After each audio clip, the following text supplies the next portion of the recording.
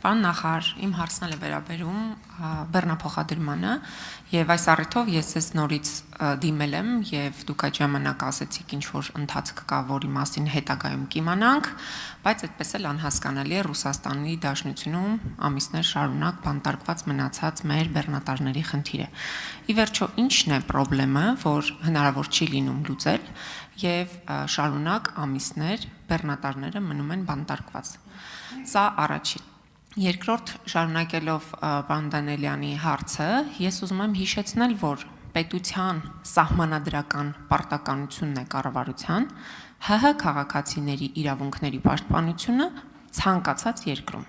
Հիմա դուք ասում եք քաղաքացիները պիտի ձեր մոտ չգան, պիտի գնան ուրիշ տեղ։ Իսկ որ գնան օրինակ Վրաստանի իրավապահ մարմնին բողոք ներկայացնեն։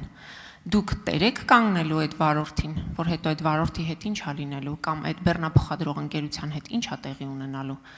Այս դրա մասին է խոսքը, որքանով է Հայաստանի Հանրապետությունը տեր կանգնում իր գործարարին, վարորդին եւ քաղաքացուն։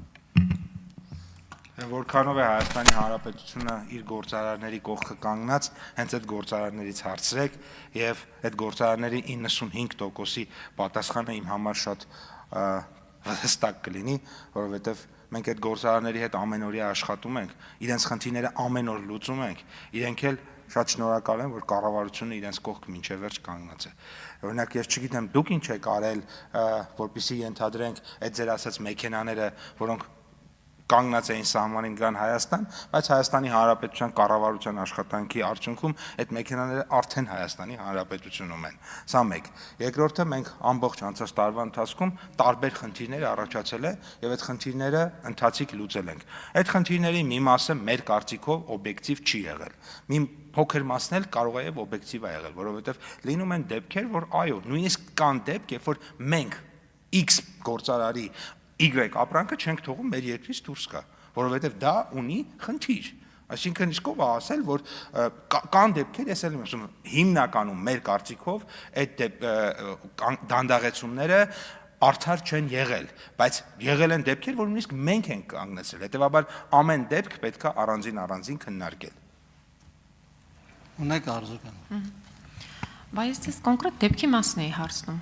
Ամիսներ շարունակ Ռուսաստանում բանտարկված կոնկրետ ընկերության չեմ ուզում անունը հնչեցնել, կոնկրետ ընկերության բեռնատարներ, դուք էլ գիտեք, որ ընկերությունն է, ես էլ գիտեմ։ Հիմա կոնկրետ հարցնում եմ, այդ բեռնատարների ճակատագիրն ինչ եղավ։ Հստակ պատասխանեք։ Մի ասեք, մենք գործարարների հետ լավ ենք, իրենք շնորհակալ են, իրենք գոհ են, որտեվ կարող ձեր մոտ գոհունակություն են հայտնում, իսկ մեզ մոտ գալիս են դժգոհները։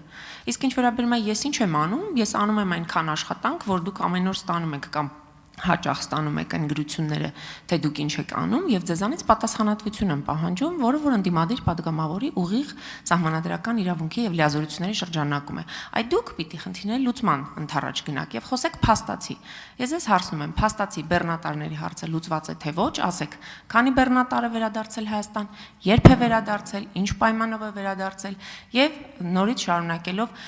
Վրաստանի մեր բեռնատարների խնդիրը թվերով ասեք, քանի բեռնատար եք լուծել հարցը, որ եկել է Հայաստան, քանիսն է շարունակում մնալ տարբեր պատճառներով այնտեղ։ Շնորհակալ եմ։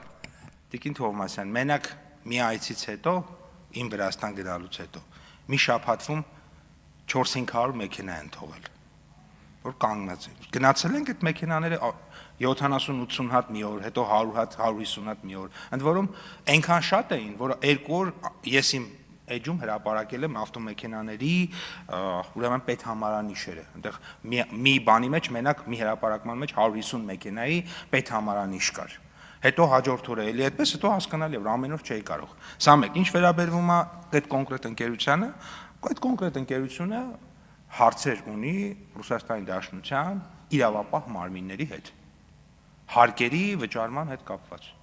Եվ այդ ընկերությունը պետք է իր եւ Հայաստանում էլ բազմաթիվ ընկերություններ հարցեր ունեն մեր իրավապահ մարմինների հետ, ելի հարկերի վճարման հետ կապված։ Բաժանորդագրվեք Արմատ մեդիայի ալիքներին YouTube-ում, Facebook-ում, Instagram-ում եւ Telegram-ում։